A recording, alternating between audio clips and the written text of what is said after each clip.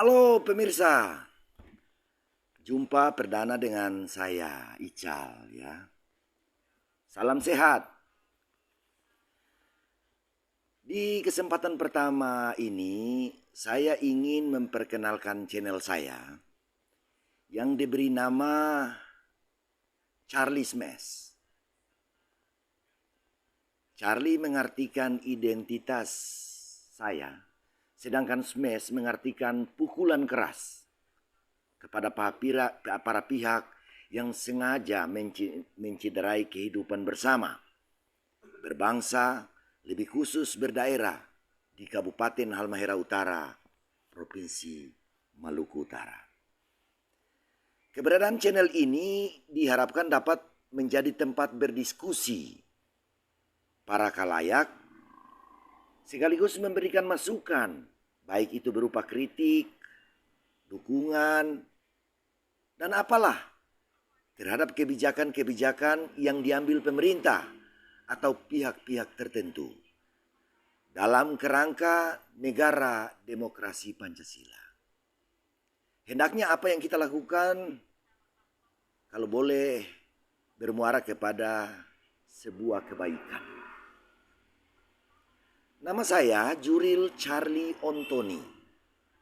Saat ini saya berumur 53 tahun. Untuk sementara saya tidak memiliki pekerjaan tetap, alias saya nganggur. Saya hanya kerja sambilan mengisi waktu dengan mengerjakan mesin di bengkel. Alamat saya di Desa WKO, Kecamatan Tobelo Tengah, Kabupaten Halmahera Utara, Provinsi Maluku Utara. Dalam sesi kali ini, saya ingin berbagi pengalaman dengan saudara-saudara sekalian tentang adanya rekayasa kasus pidana korupsi yang dilakukan oleh oknum-oknum polisi dan oknum-oknum jaksa untuk memperoleh keuntungan. Atem. Keuntungan yang mereka peroleh bisa berupa uang atau berupa promosi, memperoleh kenaikan pangkat karena ada sebuah kasus yang diungkapkan. Mungkin karena ya dalam bahasa kebijakan institusi penghargaan bagi mereka yang bekerja dengan baik, walaupun hal itu dikategorikan menurut saya menciptakan kasus. Padahal kasus itu sebenarnya tidak ada.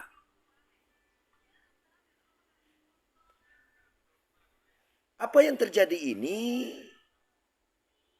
merupakan pengalaman saya sendiri. Karena ini merupakan sebuah pengalaman, saya ingin membagikannya dengan saudara-saudara sekalian. Kasus ini dapat diceritakan begini. Pada tahun 2014 yang lalu, pemerintah daerah Kabupaten Halmahera Utara menganggarkan sebuah belanja dalam APBD-nya sebesar kurang lebih 300 juta rupiah. Belanja ini diperuntukkan untuk pembelian 1 unit mesin genset, termasuk rumah gensetnya pada Dinas Kelautan dan Perikanan. Mesin ini dimaksudkan untuk mengoptimalkan beroperasinya instalasi cold storage atau tempat penyimpanan ikan milik dinas tersebut. Ini ingin diadakan karena lampu PLN sering mati, sehingga keberadaan mesin ini dijadikan sebagai energi cadangan. Sekitar bulan Oktober tahun 2014, dinas ini telah membuat seluruh dokumen terkait dengan pengadaan dimaksud melalui pejabat pembuat komitmen atau PPK. PPK menetapkan nilai harga perkiraan sendiri sebesar kurang lebih 270 juta. Dokumen-dokumen persyaratan kemudian dimasukkan ke unit layanan pengadaan atau ULP untuk dilelangkan. Proses pelelangan kemudian dilaksanakan oleh Pokja atau kelompok kerja 3 di ULP yang sesuai SK Bupati telah ditunjuk untuk melayani pelelangan dari Dinas Kelautan dan Perikanan. Singkat kata, pelelangan itu berjalan dengan baik dan dimenangkan oleh sebuah perusahaan penyedia. Hasil pelelangan kemudian diserahkan kepada PPK untuk dilanjutkan proses pengadaan barang dan jasanya.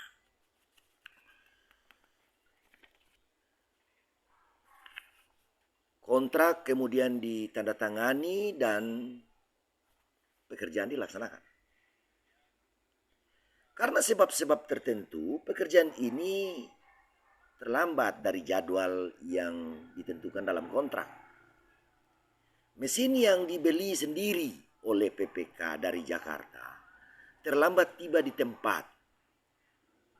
Harusnya mesin itu sudah ada dan beroperasi pada tanggal 26 Desember tahun 2014. Hal ini molor. Nanti pada bulan April, sekitar bulan April tahun 2015, baru mesin ini ada. Mesin itu kemudian dipasang pada rumah genset yang sudah dibangun dan berfungsi sampai saat ini. Atas kelalaian ini, tim pemeriksa dari BPK Perwakilan Provinsi Maluku Utara kemudian mengenakan denda berdasarkan hasil pemeriksaannya pada perusahaan pelaksana, dan denda itu ditetapkan sebesar Rp13.700.000.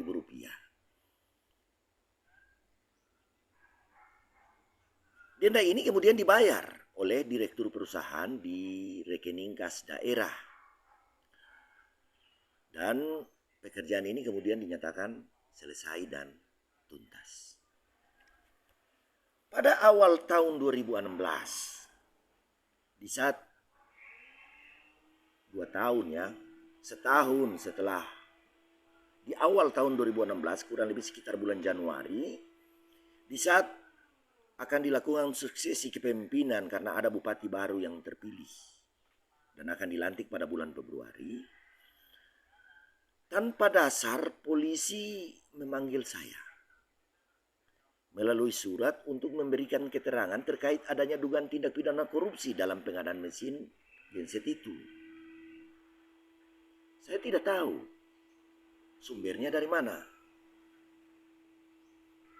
Pemeriksaan di daerah saya tidak pernah dengar, tidak pernah ada data di Pemda bahwa ada kerugian negara atau kerugian daerah. Tetapi saya menghormati pemanggilan itu. Dalam pemberian keterangan di hadapan penyidik, yang banyak ditanyakan oleh penyidik itu adalah seputar dan pekerjaan saya selaku kepala ULP.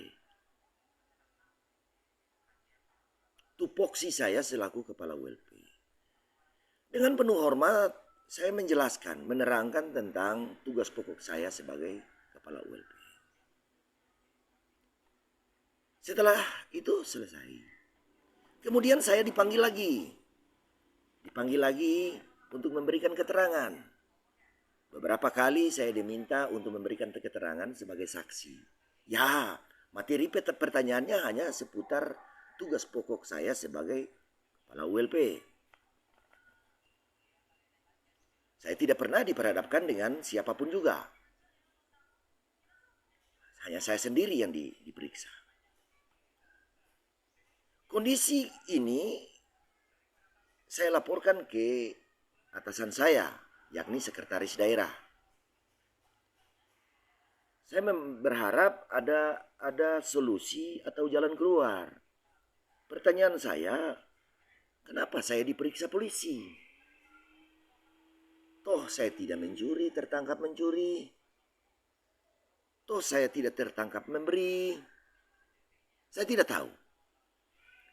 Tetapi yang mengherankan jawaban dari sekretaris daerah terhadap saya. Ia mengatakan bahwa itu hak polisi. Saya bingung.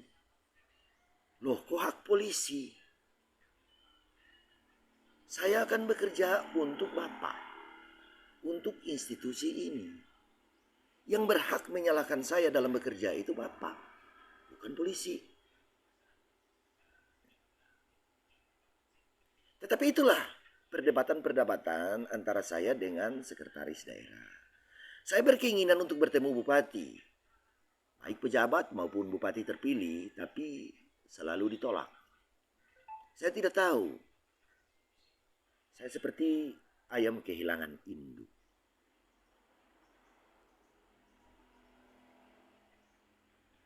Peristiwa pemeriksaan ini saya jalani begitu saja dan mengalir. Institusi tempat saya bekerja tidak peduli, seolah-olah saya ini orang lain. Pimpinan-pimpinan saya tidak peduli.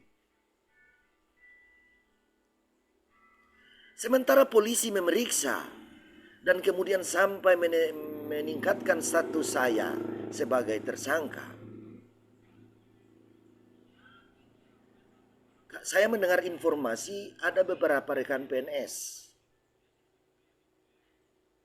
yang bersama-sama terkait dalam yang diperiksa, diperiksa terkait dengan persoalan ini. Itu memukul oknum jaksa di mes tempat tinggal mereka. Ternyata pemukulan yang dilakukan PNS dalam hal ini Kepala Dinas Kelautan dan Perikanan disebabkan karena jaksa meminta uang aman. Beliau emosi. Saya tidak mencuri.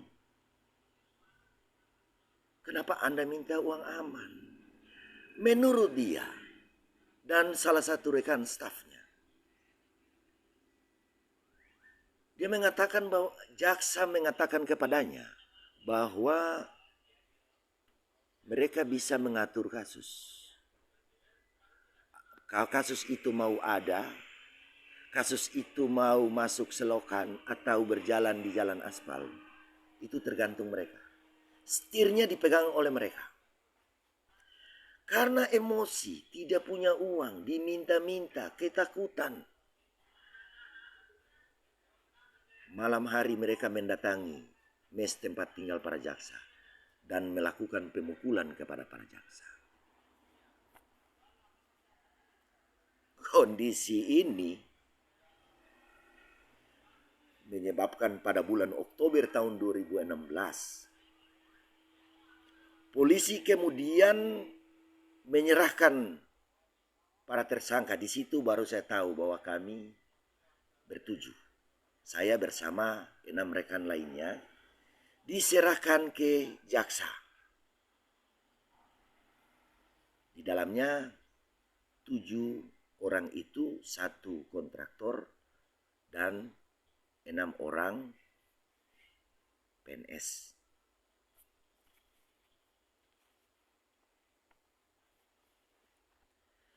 Setelah diserahkan ke jaksa, lalu kami mulai ditahan. Kami tidak tahu harus mengeluh kepada siapa. Kami tidak tahu apa yang kami perbuat.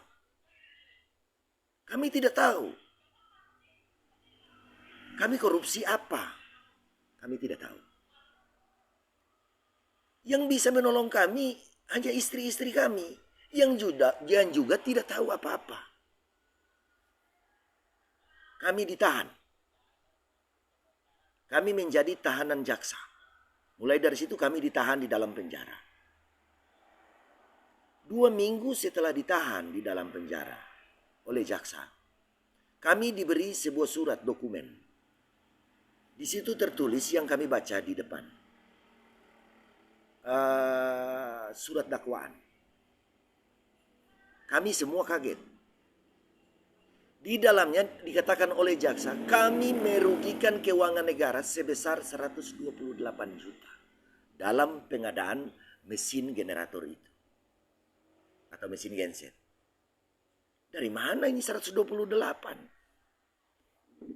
Kami bingung, kami tidak tahu. Tapi apa yang bisa kami perbuat? Kami hanyalah orang kecil, pegawai kecil.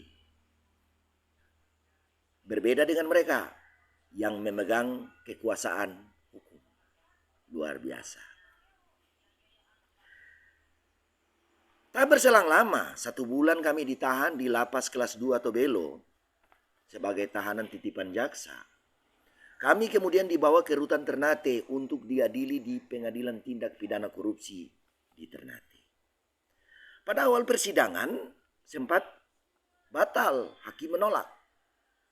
Karena kami belum punya pengacara. Lucu juga, kami tidak tahu harus bagaimana. Setelah kami cek-cek untuk meminta bantuan pengacara, kami harus membayar.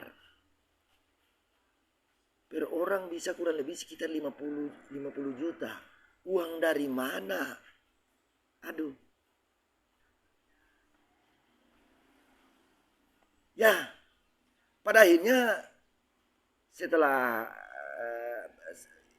keluar dari sidang yang gagal itu, kami diberi saran, termasuk oleh jaksa juga, kami pada akhirnya menunjuk seorang pengacara yang baik hati di situ. Kami bersepakat bahwa hanya membantu dia dengan biaya fotokopi. Jadi untuk itu kami hitung kurang lebih sekitar per orang 2 juta sampai 3 juta rupiah. Selanjutnya pada minggu berikutnya persidangan itu berjalan lagi. Tetapi saya sudah tidak paham. Tertekan dan lain-lain sebagainya, depresi, tidak tahu, anak sekolah, kasihan ibunya harus berusaha sendiri, bolak-balik Tobelo Ternate, di saat kami tidak punya uang, kasihan. Membuat saya tidak paham apa yang terjadi di dalam persidangan itu.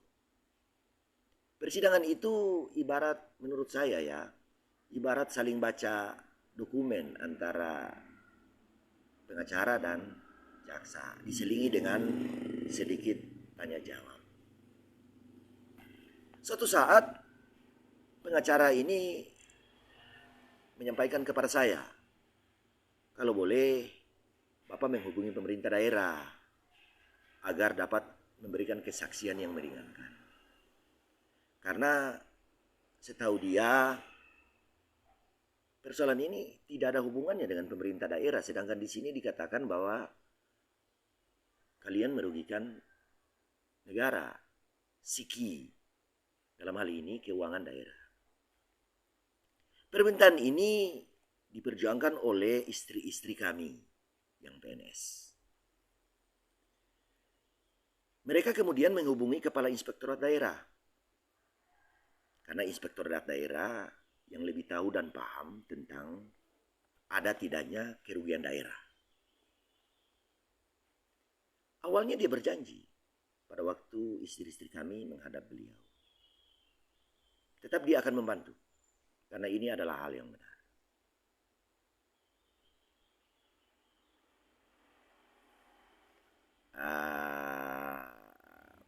Orang yang atau pegawai yang ingin dikirimkan untuk bersaksi di pengadilan sudah ditentukan pada hari tertentu oleh beliau.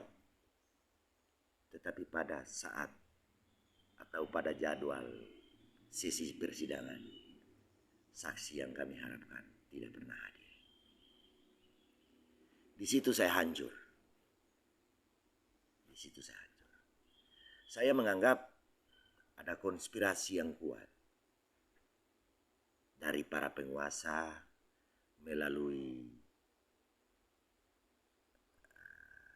tangan-tangan penegak hukum baik polisi maupun jaksa.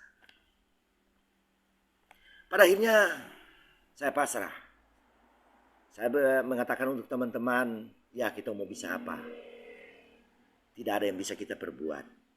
Akhirnya kami semua dihukum. Saya dihukum 1 tahun 6 bulan dan denda sebesar 50 juta subsidiar 3 bulan kurungan penjara. Artinya bahwa saya dinyatakan salah korupsi, tetapi saya tidak menerima apapun juga yang perlu diganti, karena tidak ada uang pengganti yang dibebankan kepada saya. Hukuman ini kemudian saya jalani dengan penuh sukacita. Waktu itu kami masih berstatus sebagai PNS, saya masih berstatus sebagai PNS. Setelah bebas, saya berhadapan dengan persoalan baru. Saya dipecat dari pegawai negeri sipil. Dipecat dengan tidak hormat karena melakukan kejahatan jabatan. Saya tidak tahu. Jadi pada waktu saya bertanya untuk teman-teman, karena pimpinan semua tidak mau menerima, sekda juga tidak mau menerima, semua tidak mau menerima. Yang saya baca di dalam SK dikatakan bahwa diberhentikan dengan tidak hormat karena kejahatan jabatan berdasarkan keputusan pengadilan yang telah berkekuatan hukum tetap. Luar biasa. Saya berpikir seandainya ini saya bekerja untuk seseorang, saya menghilangkan uangnya, lalu kemudian dia lapor polisi bahwa uangnya hilang, lalu kemudian polisi memeriksa, lalu kemudian disidangkan, dihukum penjara lalu dipecat, itu adalah sebuah hal yang normal. Tetapi seandainya saya bekerja untuk seseorang, uangnya tidak hilang, lalu polisi memeriksa dan mengatakan saya menghilangkan uang bos saya, sedangkan bos saya uang tidak hilang. Lalu kemudian saya dihukum, masuk penjara, keluar, lalu dipecat oleh bos saya. Ini sebuah hal yang aneh. Mungkin itu ilustrasinya. Saya memberontak. Karena setahu saya tidak sedikit pun kejahatan yang pernah saya lakukan dalam pengadaan mesin itu. Kesalahan boleh terjadi karena kita manusia. Mungkin salah bekerja, mungkin ada kelalaian, mungkin. Ya. Tetapi kalau kejahatan, saya yakin 100%.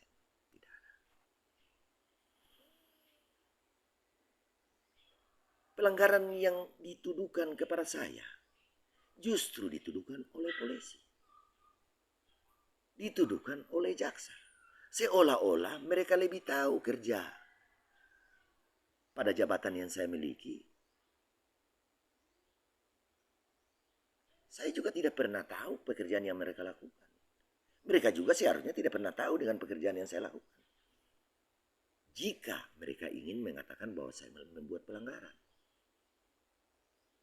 yang berhak untuk menyatakan saya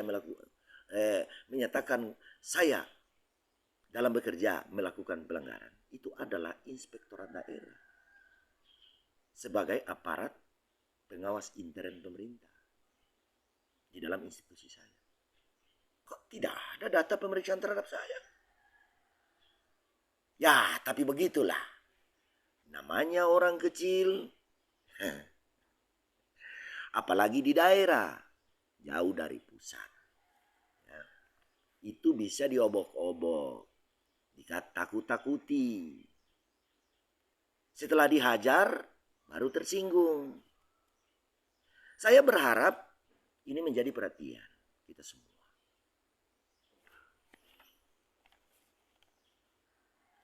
Mereka bisa memainkan kita seenaknya.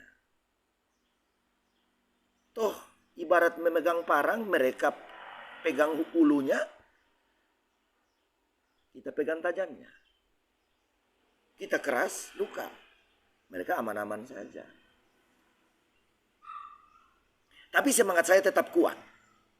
Apa yang saya lakukan pada kesempatan ini merupakan upaya saya untuk menegakkan kebenaran. Dengan memberi hormat kepada teman-teman, rekan-rekan saya, para polisi yang baik, para jaksa yang baik, saya telah memohon kepada Mahkamah Agung melalui tahapan peninjauan kembali